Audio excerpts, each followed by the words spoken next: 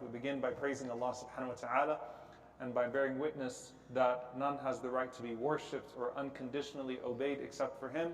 And we bear witness that Muhammad sallallahu alaihi wasallam is His final messenger. We ask Allah to send His peace and blessings upon Him, the prophets and messengers that came before Him, His family and companions that served alongside Him, and those that follow in His blessed path until the Day of Judgment. And we ask Allah to make us amongst them. Allahumma ameen. Dear brothers and sisters, the entire khutbah that I want to give today is actually based upon a dua. And it's a dua that in some manifestation gets attributed to the Messenger sallallahu alaihi wasallam, but there is no authentic chain directly to him alayhi salatu wasalam, but a powerful supplication from one of the salaf, from one of the pious predecessors. And that is Umar ibn Abdul Aziz rahimahullah ta'ala. And we know from the Salaf that they had their connection with Allah subhanahu wa ta'ala, and they had their way of calling upon Allah that is very instructive to us to think about the way they perceived Allah subhanahu wa ta'ala. And the narration is from Yahya ibn Sa'id. He says that كَانَ كَثِيرًا مِمَّا يَدْعُو, that what was frequently recited in dua from Umar ibn Abdul Aziz rahimahullah ta'ala, and I'll read it very slow. Allahumma raddini biqada'ik. Allahumma raddini biqada'ik. Wabarik li fi qadarik. Wabarik li fi qadarik. O Allah, let me be pleased with what you have decreed. Raddini biqada'ik. Let me be pleased and satisfied with what you have decreed. Wabarik li fi qadarik. And bless me in the decree that is to come. Qada is what comes after qadar. Qada is something, the divine decree, which has already manifested itself. Qadar is what is still in the works in this context here. Allahumma raddini bi qada'ik. Oh Allah, let me be pleased with what has been decreed for me, and make me pleased with it. Wa barik li fi qadarik. And then bless me in the divine decree that is to come. And then he says, hatta la uhibba تعجيل ما أخرت ولا تأخير ما عجلت.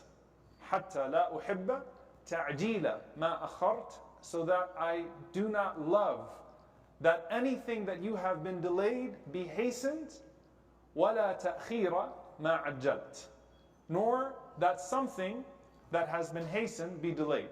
Allahumma raddini bi qada'ik. O Allah, please me with your decree. وبارك لي في قدرك. And bless me in the decree that is to come. حتى لا أحب تعجيل ما أخرت, and so that I do not love that you hasten that which was meant to be delayed. ولا تأخير ما عجلت, and that you do not, or that I do not love that you delay what was hastened for me. This dua, if we break it down, is actually a phenomenal dua and a phenomenal diagnosis of what usually happens in the frustration that a person has with Allah subhanahu wa ta'ala. If you look at our entire existence on this earth, and this entire idea of a race against time, every day we wake up and we feel like we're rushed from this thing to the next thing, and we don't have time, and we're trying to achieve this and trying to achieve that. And there's a great level of stress, and especially when the efforts and the plans that you put forward are either completely disrupted by something that is out of your control, or that which you were pursuing is not coming to you as it should be coming to you with your planning. Time. I want it now. You think about the child in the car. Are we there yet? Are we there yet? Are we there yet? And many times when we're making dua to Allah subhanahu wa ta'ala, we're implying, is it there yet? Is it there yet? Is it there yet? And that's when the Prophet sallallahu alaihi wasallam said, most people will give up on their dua. Why? Because they've made that same dua over and over again, and it hasn't happened yet. And at that very moment, when it's about to come to you, the person says, دعوت فدعوت فلم يستجب لي. I made this dua, and it didn't happen for me. Allah subhanahu wa ta'ala mentions those that are being wronged and harmed and oppressed. And they say, Mata Nasrullah. When is the help of Allah subhanahu wa ta'ala going to come? And Allah says about the oppressor, or rather the Prophet sallallahu alaihi wasallam says about the oppressor, Inna Allah la yumli lil-zalim hatta idha akhadahu lam yuflithu. That Allah delays the oppressor. Meaning what? He allows that oppressor to continue in their oppression until they start to think that they're invincible, until they start to think that they're getting away with it. This is working. I'm not being held accountable. I have impunity. حَتَّى إِذَا أَخَذَهُ. And then when Allah snatches him, لَمْ يُفْلِتْهُ. He does not let him go. So both the oppressed is wondering when, and the oppressor is pushing the limits to see how far they can get with this. And there's a time factor involved. When is this all going to collapse? When is this all going to come to fruition? When is this going to happen? When is that going to happen? A person is pursuing marriage. When am I going to get married? A person is pursuing a career. When am I going to get that job? When am I going to get that opportunity? A person, a couple waiting for a family. When is that child going to come? And then you have the children. When is this going to happen with my child? All along, you start to realize that we have to have a submission to Allah's timing. Allah's planning as a whole, His qadr as a whole, but His timing. When Allah subhanahu wa ta'ala has decreed something to come. And there's something very profound about this, because as Ibn al-Jawzi rahimahullah said, if Yusuf alayhi salam focused on only getting out of prison, then he wouldn't have benefited from what was actually happening within the prison. And so when you're in a trial or a hardship, a person becomes so eager for that hardship to end. Ya Allah, when is this going to be lifted? That if they don't pay attention, they're missing out on the unique opportunities of that hardship to come close to Allah subhanahu wa ta'ala. As he said, one of the Salaf, one of the pious predecessors, asked Allah subhanahu wa ta'ala in a dream, Ya Allah, how come this dua has not been fulfilled yet? And the answer was, Ya Abdi, O my servant, I love to hear your voice. أحب أن أسمع صوتك. I love to hear your voice in dua. And what you were getting out of those moments of dua, as the delay was happening, was better than what you were seeking in the immediate moments. The delay became good for you because what you attained in terms of faith and character in that delay was far greater than what Allah subhanahu wa ta'ala could have hastened for you in the moment. When you're in the midst of the trial, Allah subhanahu wa ta'ala pushes you towards certain things, or offers you the potential to push yourself towards certain things. The entire time you're saying, when? And it's important to take a step back and say, you know what? While I'm asking Allah subhanahu wa ta'ala for this trial to come to an end, let me pay attention to the unique opportunities that exist within this trial. As the scholars mention, when you're pursuing a blessing, sometimes, subhanAllah, in the process of pursuing a particular blessing, we neglect the blessings that already exist around us. And I'm not just talking about the idea of health and the idea of, the concept of gratitude and shukr for what you have. But while you're in the pursuit of this particular thing, if you develop tunnel vision, when is this going to happen? When am I going to get this? When am I going to get that? The other ni'am in your life all have a timeline. The other blessings all have a timeline. And they're moving towards a sense of expiration. So your parents are getting older while you're pursuing this. Your kids are getting older while you're pursuing this with your career. This is happening while this is happening. And if I'm so focused on this blessing that I'm in pursuit of, then those blessings are also moving on a timeline. And I'm missing out on something here. And to take a step back and say, instead of when, wait a minute, what's all this that's already around me? And how do I have a refreshed lens on a daily basis for those things? And that's one of the blessings of shukr. Shukr refreshes the lens every day on the ni'am that you have in your life, on the blessings that you have on your life, to make you say Alhamdulillah all over again. Alhamdulillah, Alhamdulillah, Alhamdulillah. You don't just say Alhamdulillah you have a salary, you say Alhamdulillah every time you have food on the table. It refreshes the lens so that you realize what I'm pursuing, if it's a halal pursuit, should not become such a focus and an obsession for me that I worry about the time that it's going to unlock itself, that I lose out on the limited time of the other blessings that are around me, whether that's the people or the things that are around me. So to move on from when, and to recognize, subhanAllah, that the delay that Allah subhanahu wa ta'ala gives to us at times is the greatest design for our lives. Of course, Allah Azza wa Jalla says, وَخُلِقَ الْإِنسَانِ Human beings have been created as what? عَجُولًا.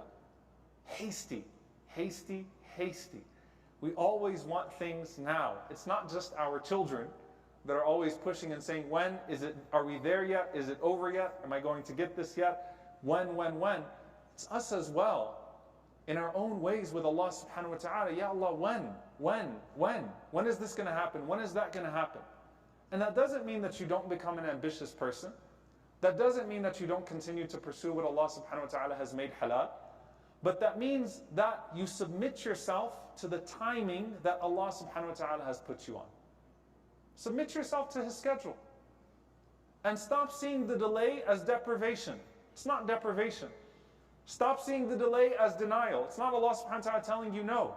Many times it's Allah telling you not yet. And it's for your own good. And by the time you come around to realize that if you were not observing the lessons of that delay, then the delay would have gone to waste. I'm sure Zakaria alayhi salam at some point asked, well, when? Right? But no, there was a submission. I'm sure at some point Yusuf alayhi salam wondered, but when? How much longer? There's a submission to that schedule, a submission to that time slot, to say that every single delay that Allah subhanahu wa ta'ala is giving to me is a not yet, not a no. And that not yet could mean after this life is already over, but it's there. It's there. Allah subhanahu wa ta'ala will not let you ask without giving you. It's there, but you have to wait and submitting yourself to that time. Now then go back to what Umar ibn Abdul Aziz rahimahullah ta'ala was saying in his dua. And he used to make this dua frequently. It's not something that they heard from him once upon a time. Allahumma raddini bi qada'ik. Oh Allah, let me be pleased with the decree.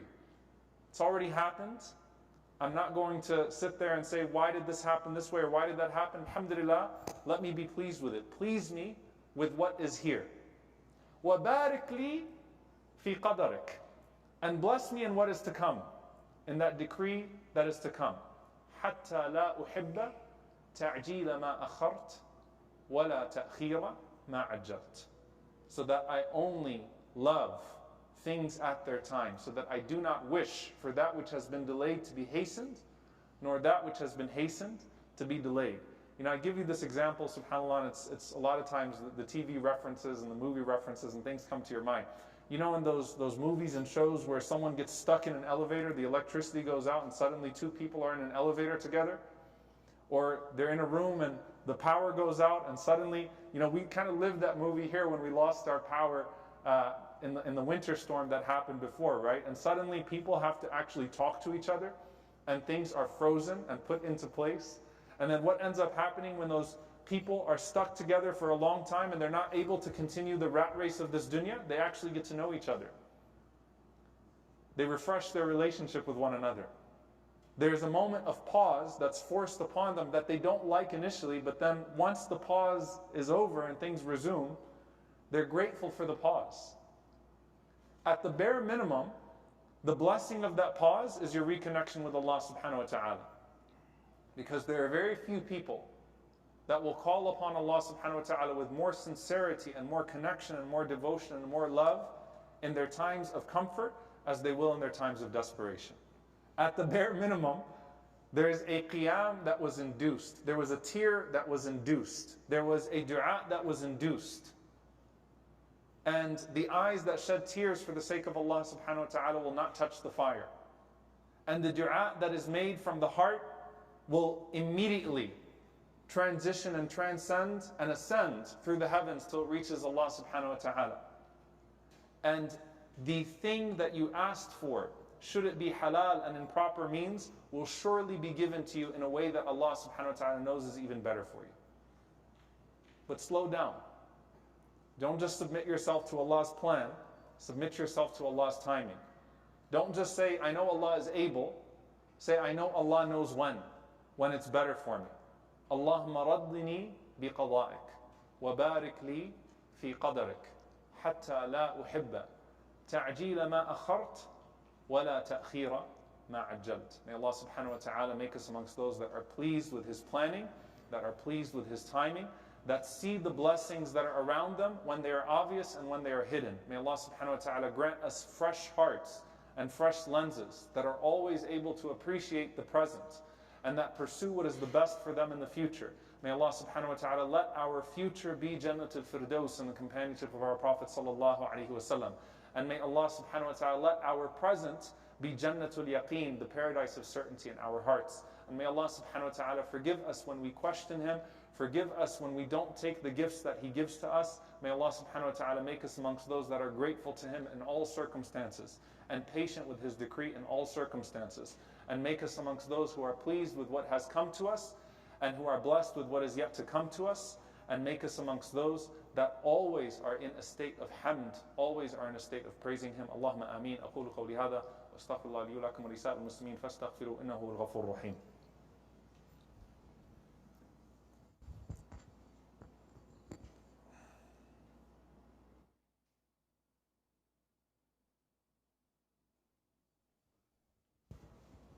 الحمد لله والصلاة والسلام على رسول الله وعلى آله وصحبه ومن والاه. اللهم اغفر للمؤمنين والمؤمنات والمسلمين والمسلمات الأحياء منهم والأموات إنك سميع قريب مجيب الدعوات. اللهم اغفر لنا وارحمنا واعف عنا ولا تعذبنا. ربنا ظلمنا أنفسنا وإن لم تغفر لنا وترحمنا لنكونن من الخاسرين. اللهم إنك عفو كريم تحب العفو فاعف عنا. اللهم اغفر لوالدينا رب ارحمهما كما ربونا صغارا. ربنا هب لنا من أزواجنا وذرياتنا قرة أعين واجعلنا للمتقين إماما. اللهم انصر إخواننا المستضعفين في مشارق الأرض ومغاربها. اللهم أعز الإسلام والمسلمين وأذل الشرك والكاذبين ودمر أعداء الدين. اللهم أهلك الظالمين بالظالمين وأخرجنا وإخواننا من بينهم سالمين. عباد الله إن الله يأمر بالعدل والإحسان وإيتاء ذي القربى وينهى عن الفحشاء والمنكر والبغي يعظكم لعلكم تذكرون. فاذكروا الله يذكركم واشكروه على النعماء يزد لكم ولذكر الله أكبر والله يعلم ما تصنعون. وأقم الصلاة.